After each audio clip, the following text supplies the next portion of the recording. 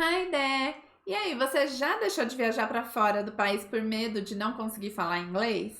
Olha, isso é mais comum do que você imagina. A cada 5 alunos que entram em contato comigo para pedir informação de curso, 3 querem focar no inglês para viagem. Justamente por isso, por medo de chegar lá e passar perrengue e não conseguir se comunicar. E foi pensando nisso que eu resolvi gravar essa aula para você com frases mais importantes do dia a dia que você vai precisar usar lá fora. Mas antes, deixa eu me apresentar. Eu sou a Aline Treff, eu sou professora em neurocoaching de inglês e eu te ensino inglês da forma que você gosta de aprender, ou seja, respeitando o seu estilo de aprendizado. E é pensando nisso também que eu montei essa aula de uma forma que vai ser mais fácil para você memorizar ela depois. Let's have a look? Bom, então, como eu disse, eu fiz de um jeito que vai facilitar a forma como você aprende. Como que é isso? Bom, travel é um assunto muito vasto e tem muita coisa que a gente pode falar sobre ele. Então, o que eu comecei fazendo? Setorizando. Então, a gente tem um pouquinho de meios de transportes, falar de restaurante, de hotel, de pedindo informações. Só de setorizar, o seu cérebro já tende a gravar mais coisas. É aquela brincadeira que o pessoal fala assim, cor amarela. Me fala uma palavra que você associa. Aí, automaticamente, a maioria das pessoas já falam sol. Você relaciona com o quê? Com praia. E aí, o seu cérebro vai puxando todas as informações relacionadas com aquele tópico. E isso pode acontecer quando a gente está aprendendo uma língua também, vocabulário. A gente pode separar por tópico. Porque aí, o cérebro põe tudo na mesma caixinha e quando precisa puxar, sai mais fácil, né? E outra coisa que eu fiz foi não te dar muitas frases. Por quê? Para ter tempo de você assimilar essas e conseguir usar quando você precisa.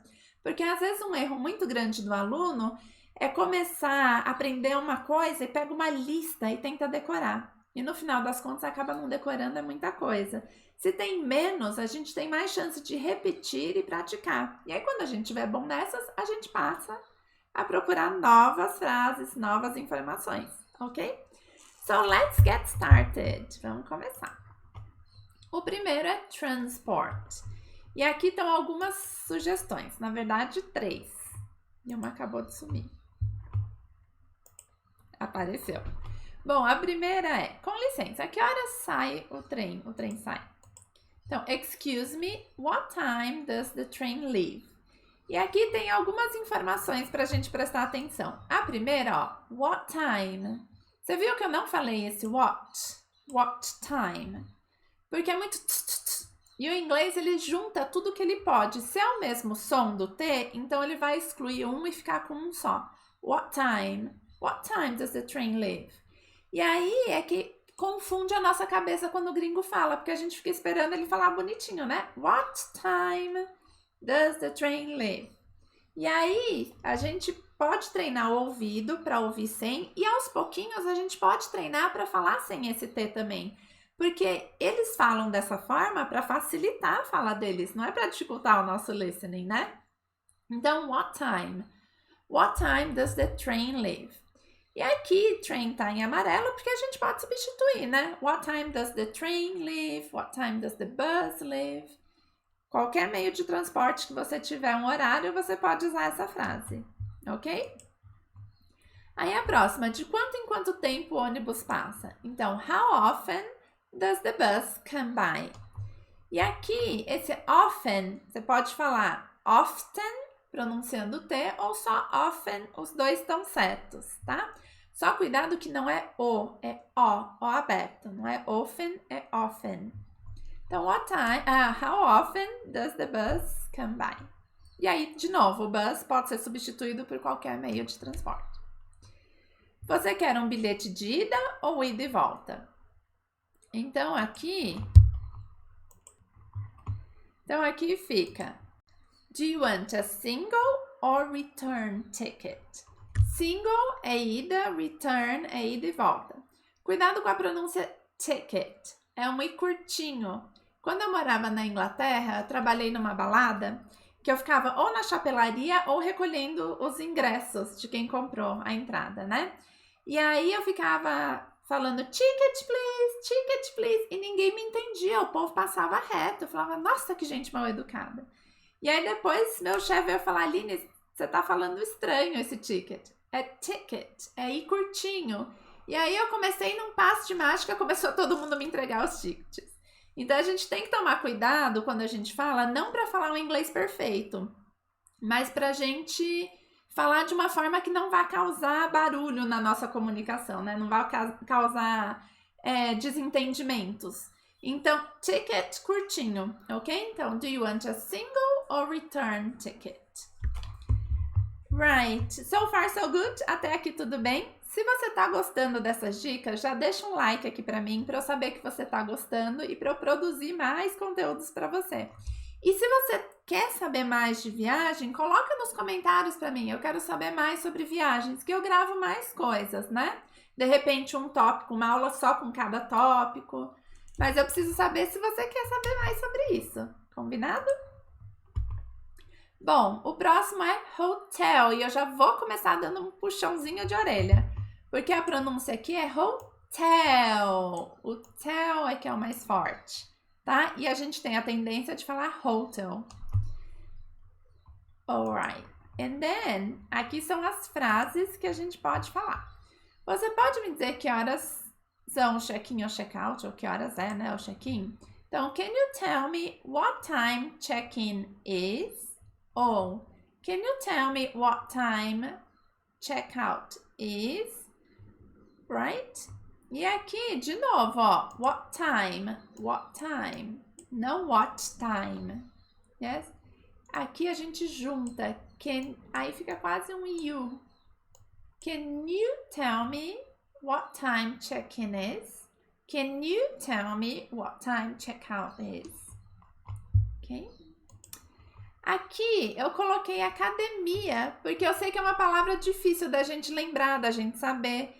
Mas eu, quando viajo, a última coisa que eu quero saber é de academia. Mas eu também sei que tem gente que malha direitinho e que gosta de continuar com a rotina mesmo viajando. Então, eu vou colocar aqui, ó. Is there a gym in the hotel? Então, não é gym, não é academy. A palavra é gym. Is there a gym in the hotel? E aqui, um erro que muito aluno comete é de começar com have, por ter influência do português. Tem, então vai lá, tem, have significa tem. Have a gym in the hotel. Então isso aqui tá gramaticalmente errado. Se eles vão te entender, não sei, talvez, mas você tá falando errado, tá? E por último, você pode me recomendar alguma atração local para visitar? Normalmente a gente põe conhecer, né? Tem algum lugar que eu possa conhecer aqui? Mas em inglês a gente vai usar sempre o verbo to visit. Fica melhor. Então, can you recommend any local attractions to visit? Então, recomendar é bem parecido com o português. Can you recommend? Você pode recomendar. Any local attractions to visit. E não to know. Ok? E aqui, de novo, não esquece de juntar. Can you recommend? Right. Vamos para o próximo.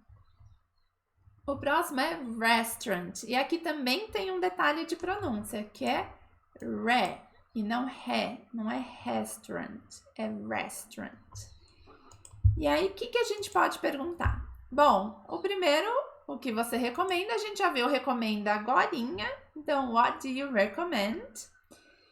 O que você recomenda, esse é bem parecido com o português, então a chance da gente lembrar dele facilmente é maior, né? A gente já tem um link mais forte.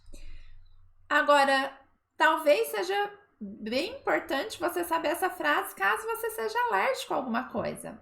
Eu não tenho alergia a nada, mas eu sei que tem muitas pessoas com alergia a amendoim, a frutos do mar, né? Então, aqui a gente vai falar I'm allergic to, fecha o som. I'm allergic to peanut. Peanut é amendoim e você troca por qualquer coisa que você seja alérgico. Does this dish contain it? Então, esse prato tem isso, right? Então, I'm allergic to peanut. Does this dish contain it? E a última, can I have the bill, please? Or can I have the check, please? Então, se você é aluno de inglês, pelo menos os meus alunos sabem bill e check, que são a mesma coisa. Mas às vezes o nativo não sabe. Então, se você for nos Estados Unidos e can I have the bill, please? Talvez eles entendam, mas eles vão achar super estranho. E pode ser que eles nem entendam, porque é que nem às vezes o português do Brasil para o português do Portugal. Nem tudo a gente sabe as diferenças, nem sempre a gente sabe, né? Então, se você estiver nos Estados Unidos, dê preferência para o Can I have the check, please? Se você estiver na Inglaterra, Can I have the bill, please? Ok? E por último, a gente vai pedir informações. Que informação que a gente pode pedir? Como eu chego em algum lugar, né? Então, can you tell me how do I get to Central Park? Então, você pode me falar como eu chego no Central Park? What are the opening hours of the museum? Quais são os horários de abertura do museu? E aqui a gente tem que tomar um cuidado que o som é de Z, museum, right? E por último, tem algum tour guiado disponível? E aqui tem duas coisas. Uma é para a gente perceber como o conhecimento é transferível. Lembra lá no hotel que a gente tinha perguntado da academia? A gente fez Is there a gym in the hotel? Aqui, olha o is there de novo. Então, para tudo que você quer saber se tem no sentido de existir, você vai usar o there is there, se for pergunta para o singular, ou are there, se for pergunta no plural. Então, is there a guided tour? E essa palavrinha aqui pode ser meio chata de falar. E aí, a gente vai ter que lembrar que é available. Available. Right? Então, is there a guided tour available? That's it. Espero ter te ajudado a se sentir um pouco mais seguro para quando você viajar. Tem outras perguntas que eu não te ensinei porque talvez seja mais comuns, né? Então, pedir comida num restaurante, perguntar quanto custa alguma coisa. Mas claro que tem muita coisa ainda que a gente pode falar sobre isso. Se você gostou dessa aula, então deixa um like. Se você quiser saber mais sobre viagens, coloca lá no comentário para mim. And that's it. Thanks for watching. Bye bye!